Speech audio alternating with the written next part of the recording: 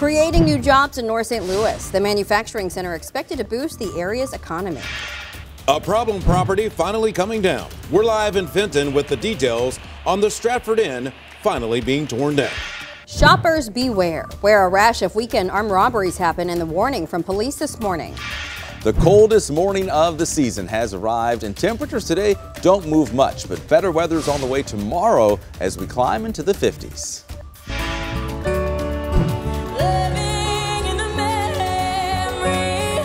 Singing for her spot in the next round. We have whether this Lincoln County girl advanced on The Voice. This is Today in St. Louis, focused on you.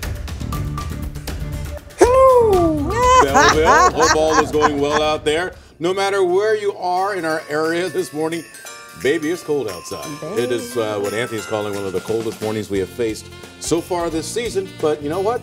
Bundle up and just forward. We can get this done. Good morning, everybody.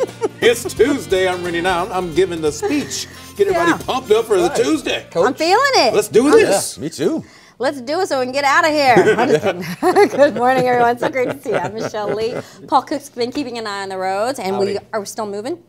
For the most part. You got to hang on. Okay, we gotta hang on. Oh, shoot. Okay. Come on. We gotta hang on to that cold weather, too. It's a little windy outside. Yeah, the winds are finally going to relax a little bit today, so that's some consolation. But wow, it's cold this morning. Teens for wind chills. Highs will only be near 40 today, and that is about it. So we do have some warmer weather on the way as we head towards the next few days. In fact, going into December, true St. Louis fashion, we will have temperatures warm up.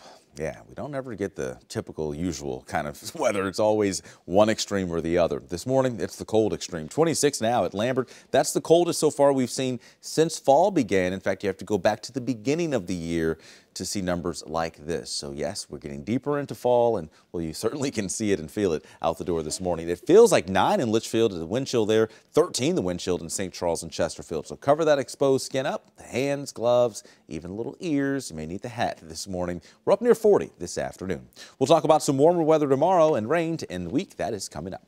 Let's get over to Paul now and track the roads. You told us to hold on, so hopefully that doesn't mean anything's happening, but what do you got for us? Yeah, slow the roll. There's actually no major delays, but there are a few headaches out there. A lot of folks in Bridgeton use Lindbergh at Missouri Bottom Road. Well, that area is closed right now for repaving. You might have seen that recently, but that is really an alternate route for so many. As you can see, moving on 270 can get very, very crowded near Dorset and that area of 70. Otherwise, construction moved to tomorrow night that was scheduled for today at Cave Springs and 70. Definitely keeping an eye on all delays, and we will have more coming up, guys. Thanks so much, Paul. We do want to get to this breaking news that we've been following in North St. Louis this morning. It looks like fire crews are wrapping up or starting to wrap up at the scene of a vacant building fire at St. Louis Avenue and Kings Highway. Officials believe this was caused by someone who was trying to stay warm today. The fire started just before 4 o'clock this morning. It spread to a second vacant home. Fire crews had to evacuate from the first home because of a threat of collapse, but no one was hurt. This morning, there's a groundbreaking for a center in North St. Louis that's expected to bring jobs and growth to our region. Our Mercedes McKay is joining us live with details on this Manufacturing Innovation Center. Good morning, Mercedes. Good morning, Rennie and Michelle. It's a really exciting day. So city leaders believe that AMIC STL will be a hub for advanced manufacturing in our region. This facility's got a lot going on, so listen to what it all will have. It'll have specialty labs and equipments, as well as community spaces for activities and trainings, and even an auditorium. So hours from now, there will be a groundbreaking ceremony, which will take place at 9:30 this morning across from 4431 Finney Avenue. Mayor Tashara Jones, AMIC STL Chairman, Governor Mike Parson, and more state and city leaders will be there to mark this exciting start to the future of this city. So where did this all begin? Let's take you back.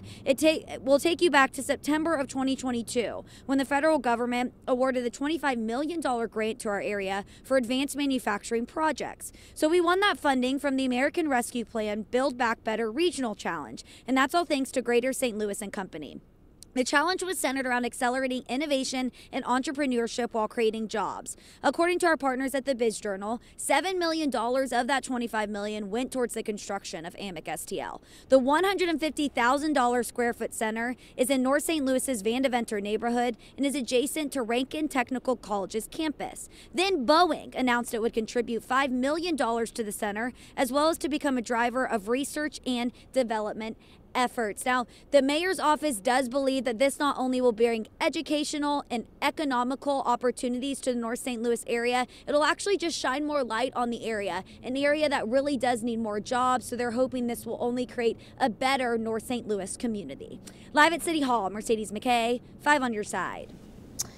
Developing this morning, we are working to learn more about a Metro East boy who was hit by a car while riding his bicycle. It happened near the intersection of Godfrey Road and Celesta Street in Godfrey yesterday afternoon. That boy was taken to a St. Louis hospital in an unknown condition, but we are told the driver had a green light and remained on the scene. Right now, St. Louis police are investigating a string of armed robberies, all happening in Midtown and in the Central West End within an hour of each other. The first happened around 9 o'clock on Saturday night near Olive and North Grand, just steps from the Fox Theater. And about 30 minutes later, a man was held up at gunpoint on Maryland near the Cathedral Basilica. And then just minutes later, just a few blocks away, another man was robbed on North Boyle. Historically, we do see armed robberies go up, starting around Thanksgiving holiday through the end of the year. Very bold, they're very unconcerned, if you will, of getting caught or any consequences that might result from these criminal behaviors. That's why in a lot of situations I assume that they're juveniles. Right now, police are still trying to figure out if all of these robberies are connected. They say 4 to 5 suspects were involved in each of the robberies. Anyone with information is asked to call police. New this morning, the days are numbered for a former Fenton landmark. 5 on your side has now confirmed that plans are in place to demolish the old Stratford Inn along I-44. 5 on your side's Holden Kerwicki is live for us in South County with more on why this building is being destroyed. Holden. Well, Michelle, I'm sure a lot of people watching at home have fond memories of this place from back in its heyday, but the 65-year-old building has been boarded up for much of the last 5 years. Now, you may recall that back in 2018, when more than 80 families living in the former hotel were evicted with just 4 days' notice after the city cited the owners for improper use of a hotel and a variety of safety issues. Nearly 5 years later, Spiritus Demolition Group has been contracted to tear down the former landmark, known for its gazebo where many special occasions were held over the years, including weddings. A project manager for Spiritus told 5 on your side that the inside of the building is largely gutted already without any walls or furniture over large portions of the building. Now, if the building passes environmental regulations in December, Spiritus hopes to begin demolition in January. Now, looking at it now, you'd never know that the building was built all the way back in 1958, but you would understand that it has been vacant since 2018. Reporting live in Fenton, Holden Kerwicki, 5 on your side. Thanks so much, Holden. All right, today Kirkwood community members are invited to celebrate the end of construction at North Kirkwood Middle School. This marks the end of Prop R construction at the school. There are new classrooms now, a new spot for the main office, and an updated space for instrumental music classes. The ceremony is tonight at 5:30 at the middle school. New numbers out this morning show it was a busy holiday weekend at St. Louis Lambert International Airport. TSA is reporting that nearly 92,000 people passed through security checkpoints. The busiest day was Sunday with just over 24,000 people going through airport security. None of us were there. We were all working. Indeed, yes. Oh, you were there, Rennie? I had to pick up my son. Oh, yeah, and okay, then I had you to weren't send him back traveling. to D.C., so yeah, I wasn't traveling. I'm sorry, I'm sorry. All right, well, enough out of you all. Let's Wow. talk about our weather. Somebody's got business. I only get 30 seconds, and then they're like rap. And so, you spend 15 of it talking about your weekend. 26, coldest morning so far of the season. See, I'm already getting the rap. No, I'm just playing.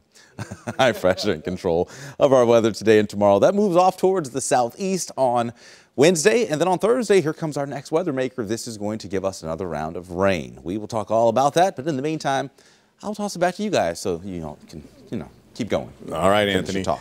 Giving thousands of students the supplies they need, how Ameren is using Give Back Tuesday to kick off a long campaign.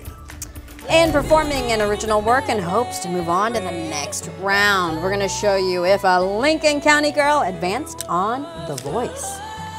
RSV and flu cases are taking over doctor offices nationwide. This morning, what mothers can do to protect their unborn child.